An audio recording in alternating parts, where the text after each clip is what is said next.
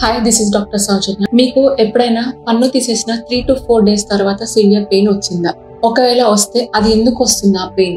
Usual గా మనకి పన్ను తీసేసిన 24 to 48 hours తర్వాత ఆ ప్లేస్ లో మనకి బ్లడ్ అనేది ఫామ్ అవ్వడం, మనం ప్రాపర్ ప్రికాషన్స్ అనేది ఫాలో అవ్వకపోవడం వల్ల ఏదైతే ఫామ్ అయిన బ్లడ్ క్లాట్ అనేది డిస్లాజ్ అవ్వడం కానీ డిజాల్వ్ అవ్వడం కానీ జరుగుతుంది. దానివల్ల it leads to the exposure of the underline bone and nerves.